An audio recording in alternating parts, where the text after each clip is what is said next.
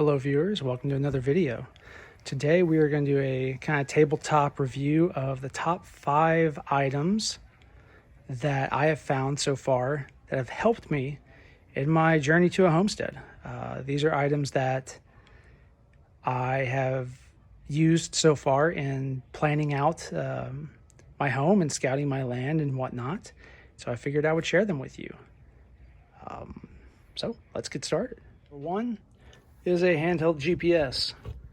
This was featured in one of the previous videos, so I figured I'd talk about it a little more. This thing has been very helpful for mapping out the land. You can put this in your pocket and it will track everywhere you go. You can mark waypoints for any major features you want on your land. I would highly suggest using this to mark your corner posts, because those will get lost very quickly on your land just with brush and overgrowth and whatnot. So this has been a very helpful tool. The one I have is from Garmin. It's an eTrex 22X. As I mentioned before, I work for Garmin, full disclosure, so I'm a little biased, but this thing has worked very well. Runs on 2 AA's, just in the back, so I've got it on rechargeables, and you can pull all the data off of this and import it into a app from Garmin called Basecamp. And from there you can just play around with the data, import it into Google Earth, whatever you want to do to help visualize your homestead. This also takes an SD card, so you can have expandable storage. This particular model is a full color screen. It comes preloaded with topographical maps for the US.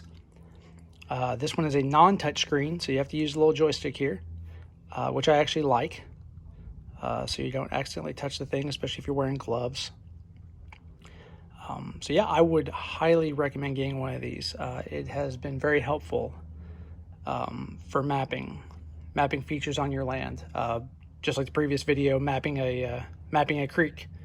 I could not do that from satellite photos. The only way I could really see where that thing is going is by walking it. And this thing just kept a nice trail of breadcrumbs for me. So, number 1 on the list, Garmin eTrex 22X or similar. Highly recommend. Number 2 on the list is caution tape. You've seen this in the previous video.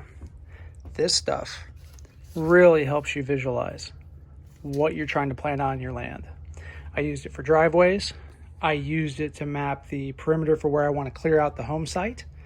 I'm going to use it for paths all throughout the property. Path back to a shooting range, path back to the pond. It really just helps you get a sense of depth and everything, of how you want everything laid out, which is very important, especially if your land is heavily forested like mine is, to where there's so much undergrowth. It is really hard to see exactly where things are going, and it's really easy to lose orientation and direction. This stuff is available practically anywhere. I got it from a local safety supply store here in town. You can get it just as easily on Amazon. And so I would very much encourage you to pick some of this up. So number 2, caution tape. Number 3 on the list are muck boots, mud boots, whatever you want to call them. Walking around on your land, it's going to be muddy, it's going to be dirty. In my case, I've got tons of briars and thorns and everything else. So a pair of tall muck boots are absolutely necessary. Mainly just so you have a pair of boots that you can get dirty and you don't care, and you don't track this stuff in your house. They come on and off easy. I would recommend getting ones like these that are high, are very tall. In my case, with all the briars and thorns, this vinyl material that these boots are made out of, those stickers and thorns and briars slide off of that a lot easier than your pant leg. So you tuck your pant leg inside the boot, and it makes it so much easier to move around the property. In my case, I got the cheapest pair that I could at Academy Sports and Outdoors. These are Magellans. I think they were like $30. And they have worked very well. They're not the best of quality. Part of them have actually already broken. I'll show that here. About 2 outings on the property, and this, let's zoom in here. This rivet already snapped on me for this tensioning, but it hasn't really affected things a lot. So I'm not that upset about it. Like I said, for 30 bucks, that's not too bad. If you don't have an academy in your area, you can get these about anywhere, online, Amazon, any sporting goods store. So yes, number 3 on the list, muck boots. Number 4 on the list is a machete, or machete if you prefer the pronunciation. This thing is just handy to have walking around the land. In my case, a lot of undergrowth, and trying to fight my way through the brush and stickers and briars. This is good just for clearing out a bunch of stuff. Just for maneuverability. I don't know what else to say on it. It clears out underbrush. You don't want to clear a lot with it because it'll wear you out quick. But just for getting access to the land, I would highly recommend having a machete. Nothing too big. This one is a Gerber. I forget how long, maybe 18 inches. Got it on Amazon.